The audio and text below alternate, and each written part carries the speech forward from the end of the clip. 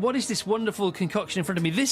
I wish the nation could have a massive bowl of this. I know. 60 million spoons and all dive in together. What is it? That's Welsh cowl. I've made it with ham because it's a much lighter flavour. Right. But does it taste okay? It's absolutely gorgeous. It's full of nutrition, full of vitamins, root vegetables basically, so cheap to make, nutritious, warm, nice slab of cheese with that and a nice crusty bread roll and you're away.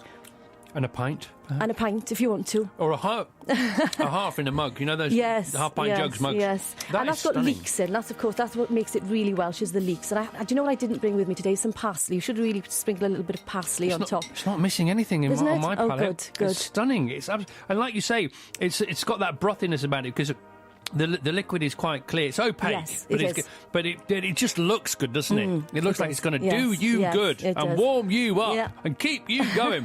Right, what else have we got here? This is a stunning plate of delight. Well, that's for lemons, really. You've got some bara brith on there, which is a speckled bread. Bara is bread in Welsh, and brith is speckled. So you've got currants, traditionally made with yeast, but that's just sort of a fruit cake, if you like. I would put a little bit of butter on that, and I've got some Carmarthen butter over there. Nice. Is it nice?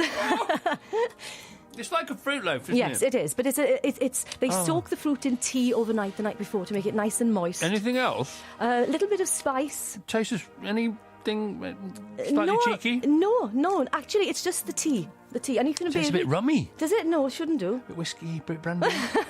Or is that just wishful thinking? I think that's wishful thinking. Yeah, exactly. Right now, many people fear what I have to my left here, but I don't fear it. I love this. Now I'm surprised. Tell me. It doesn't look good like that, though, does it? What he's got is a pouch of lava bread, bara lawr in Welsh, which is seaweed. It's been cooked, harvested, obviously edible, as most seaweeds are, and it's been cooked, and it looks a little bit like green mush. Yes? Yeah, but you put it in a bag like an intravenous saline bag.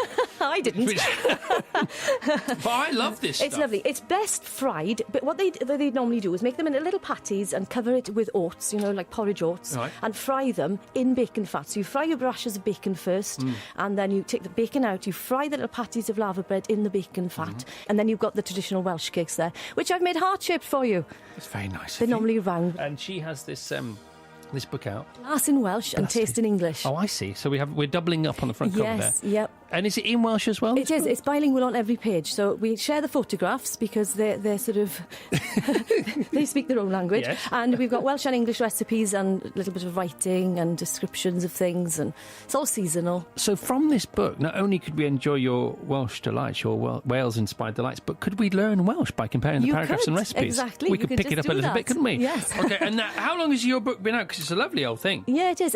Just over a year. Came out for Christmas 2017, so it's been out a year now, and working on my second one.